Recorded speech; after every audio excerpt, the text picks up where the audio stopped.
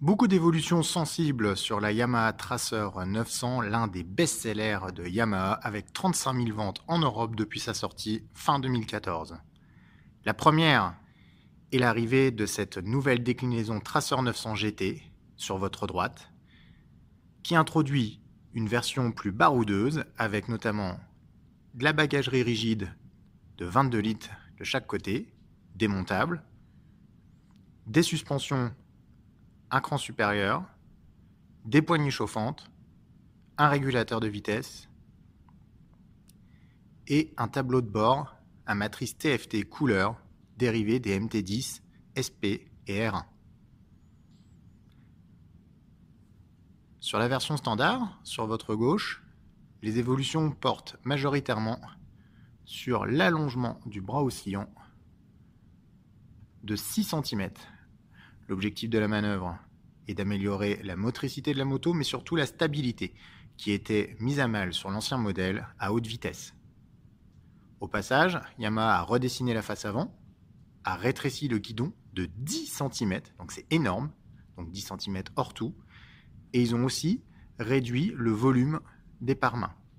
La selle évolue aussi dans un objectif de confort, ainsi que la position des cale-pieds. Le moteur, c'est toujours le même, un 3 cylindres en ligne de 115 chevaux, 87,5 Nm de couple, dont l'intensité peut varier grâce à des cartographies A, B et standard.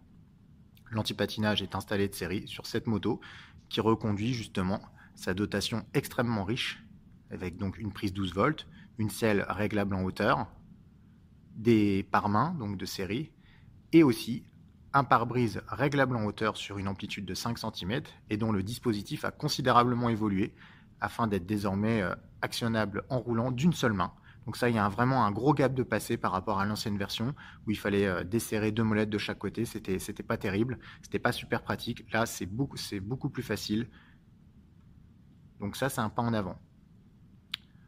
Nos premières impressions à la conduite de ces deux motos, c'est que les fondamentaux donc, ont été conservés sur cette machine, qui conserve donc tout son peps mécanique, très appréciable. On a une moto qui a beaucoup d'entrain, avec un moteur qui reprend très bas, très souple, très élastique, et qui a beaucoup de caractère, notamment au mi-régime. C'est une moto qui a beaucoup d'allonge. Donc bref, c'est une moto fun. En revanche, sans surprise, l'agilité, la vivacité qui était parfois un petit peu trop exacerbée sur l'ancien modèle, ici a considérablement diminué. Donc la machine ne demande pas énormément d'efforts pour être incliné sur l'angle, mais elle en demande quand même plus que le modèle précédent. C'est notamment perceptible durant la deuxième partie de l'inclinaison où on sent une réticence supplémentaire par rapport à l'ancien modèle qui plongeait vraiment vif comme l'éclair. Ça se ressent aussi au niveau de la prise de frein en entrée de courbe où la moto a tendance un petit peu à se rigidifier, à verrouiller et nous faire un petit peu écarter la courbe. L'amortissement reste, comme sur le modèle précédent, taré assez souple, dans une volonté de confort. Donc pour le coup, Yamaha aurait pu un petit peu raffermir, surtout sur la version GT qui pèse 1 kg de plus et 12 kg de plus même avec les valises, puisqu'elle monte à 227 kg tout plein fait avec les valises. Et sur cette version GT, il y a un petit peu trop de transfert de masse, la moto manque un petit peu d'appui, donc il ne faut pas hésiter à raffermir la précharge, et ça tombe bien, puisque Yamaha a installé une molette de réglage de précharge sur le côté.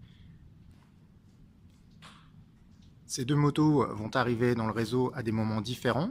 La Tracer 900 est d'ores et déjà en train d'arriver en concession au prix très bien placé, toujours de 10 599 €, donc c'est 100 € de plus que l'année dernière.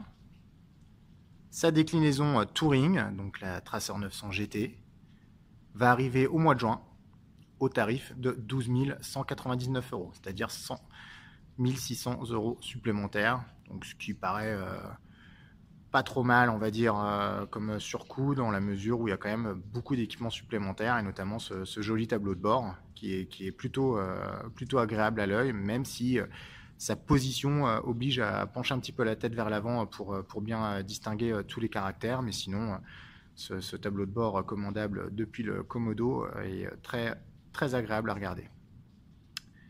On vous en dira plus après avoir reroulé sur ces motos et évidemment dans notre essai complet à lire sur motonet.com.